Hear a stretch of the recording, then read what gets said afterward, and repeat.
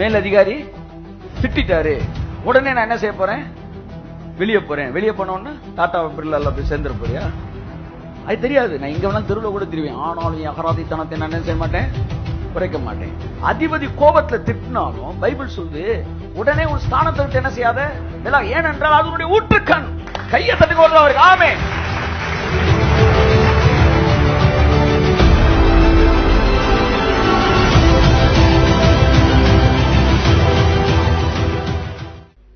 பிரசங்கி 10:4 வாசிப்போம்.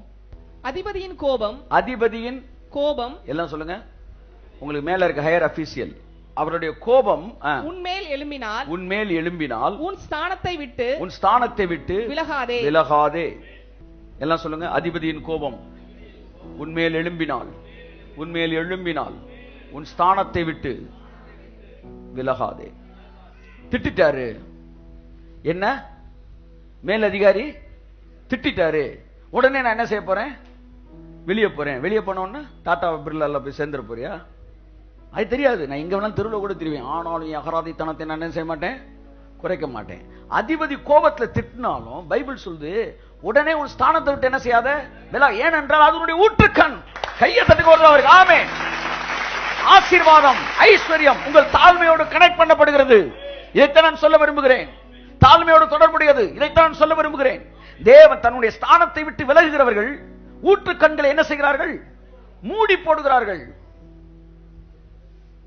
நம்ம சரியா பிரசங்கம் பண்ணிட்டு இருக்கிறோம். சந்தோஷமா இருக்கு. ஆமென் சொல்லுவோம். அந்த வசனத்தை தொடர்ந்து வாசிமா.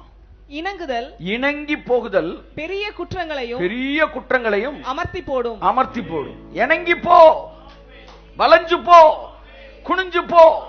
என் கம்பெனியில வந்து எங்க எம்டி ஒரு தடவை என்கிட்ட பேசிட்டாருன்னு ஒண்ணு சரட்டுன்னு சீட் எடுத்து, ஏன்னா என் கம்பெனில டாப் அச்சீவர். ஒரு ஹோல் டீம் ஏதாவது அச்சீவ் பண்ணுதோ ஒரே சிங்கிள் மேன் அச்சீவ் பண்ணுவேன். Single man. என்னடா நான் we are the backbone of the company அப்படின்னு பேசுவேன். நாங்க ஆபீஸ் ஸ்டாஃப்ஸை மதிக்க மாட்டோம். Marketing people office staff second கேடர்லாம் வச்சிருப்போம். அடிக்கடி நாங்க வரும்போது சொல்லுவோம், இங்க பாரு நாங்க பிடிச்சு கொடுக்குற ஆர்டர்ல உங்க எல்லாருக்கும் சம்பளம் கொடுக்குறாங்க. Mind it. என் அன்புக்குரியவர்களே, அந்த ஒரு தலக்கணம் ஒரு தடவை பேசணும், டக்குன்னு ஒழிச்சிட்டு எடுத்து சரசரசன் எழுதி மடிச்சிட்டேன். டக்குன்னு ஆவியானவன்ட்ட பேசினார், உன் ஸ்தானத்தை விட்டு விலக துரிதப்படாதே, இணங்கி போகுதல் அநேக குற்றங்களை அமர்த்தி போடுங்கள். You will not believe. இந்த கம்பெனி விட 100 கம்பெனி நான் எம்டி சொல்லுவார், உனக்கு 100 கம்பெனி எனக்கு 100 வேலையாள்றா போடா. என்கிட்ட சம்பளம் வாங்குற உனக்கு இவ்வளவு திமிர் இருந்தா என்ன, உனக்கு சம்பளம் கொடுக்குற எனக்கு எவ்வளவு திமிர் இருக்குன்னு பேசுவாரா இல்லையா? அதான் பேசியிருப்பார். நான் போய் நீட்டினேன். கர்த்தர் என்கிட்ட தெளிவா பேசினாரு, உன் ஸ்தானத்தை விட்டு விலக. ஏனென்றால் நான் என்ன செஞ்சிட்டேன், அந்த வசனம் எனக்குள்ள துணிக்கிறது அந்த செகண்ட்ல வந்து பேப்பரை முந்தி நீட்டிட்டேன். ஆனா வசனம் வந்துருச்சு, ஆனா கொடுத்துட்டேன் பேப்பரை. இனி என்ன செய்ய முடியாது. அப்படியே மேட்டரை முடிச்சுட்டு வந்துட்டேன். எனக்கு நல்லா தெரிஞ்சிருச்சு ஒரு பெரிய மிஸ்டேக் பண்ணிட்டு வந்தான். 6 மாத காலம் வனாந்தர வாழ்க்கை. வனாந்தரம்னா பணம் இல்லாம கூட நம்ம வாழ்ந்துருவோம் சார். பரிசுத்தமே ஒரு பெரிய பிரச்சனையாச்சு எனக்கு. அதான் சிக்கல். நான் வேலைக்கு போயிட்டு இருந்த காலத்துல இருந்த பரிசுத்தம், நான் வேலைக்கு இல்லாதப்ப பெரிய ஸ்ட்ரகிளிங்கா இருந்துச்சு. 3 மணி நேரம் ஜெபிக்கிறேன், ஆனா 5 நிமிஷம் இருந்தாலுமே கும்முன்னு வாழ்ந்துகிட்டு இருந்தோம். அப்பதான் புரிஞ்சுக்கிட்டேன், கர்த்தர் சொன்னார், உன்னுடைய மேகம் இங்கே இல்லை, உன்னுடைய மேகம் உன்னுடைய கம்பெனியில இருக்கு, நீ மேகத்தை விட்டு திரும்பி வெளியே வந்திருக்கிற அப்படின்னாரு.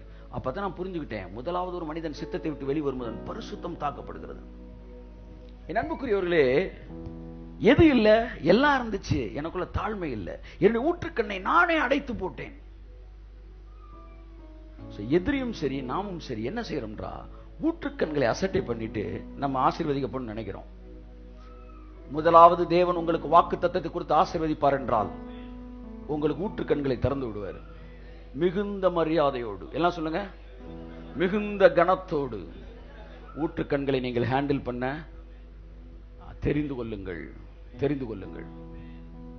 4 நாளைக்கு 4 மாசத்துக்கு 4 வாரத்துக்கு ஒரு தடவை தண்ணி வர பைப்பா கூட இருக்கட்டும், கோவத்துல என்ன நீ ஒழுங்காவே தண்ணி வர மாட்டேன்ற அப்படின்னு ஒரு குச்சை போட்டு அடைச்சிங்கன்னா அது சொல்லும், 4 வாரத்துக்கு ஒரு நாள் தண்ணி கொடுத்தேன், இனி அதுவும் வராது போ. ஒரு புத்திசாலி என்ன சொல்லுவாங்க, பரவாயில்ல குழாயே நீ 4 வாரத்தை கொடுத்தாலும் பரவாயில்ல, என் ஊற்றுக்கண்ணாய் நீ ஆசீர்வதிக்கப்படுவாயாக. விட்டு விட்டு கை கொடுக்கிறது பேசி உங்களுக்கு சொல்றேன் நான். ஆனாலும் மிகுந்த அன்போடு கூட உங்களை நான் ஒவ்வொரு நாளும் ஆசீர்வதிக்கிறேன். ஏனென்றால் என் ஊற்றுக்கண்ணை, என் ஊற்றை நான் எதுக்கு மண்ணெல்லி போடணும்? இது எதை கொண்டு வருதுன்னா மனித நேயத்தை வளர்க்கிறது. அவ்வளவுதான். வீட்டில் போய் வாசிங்க. ஏசாயா 22:19, உன் ஸ்தானத்தை விட்டு நீ பிடுங்கி போடப்படுவாய். தேவன் ஒரு மனுஷனை காலி பண்ண நினைக்கும் போது நினைச்சாருன்னா அவன் அந்த இடத்துல இருந்து தூக்கி வெளியே வச்சிருவாராம். அவ்வளவுதான், வச்சுட்டு அவர் போயிட்டே இருப்பார். அதுக்கப்புறம் அது பார்த்துக்கிறேன்.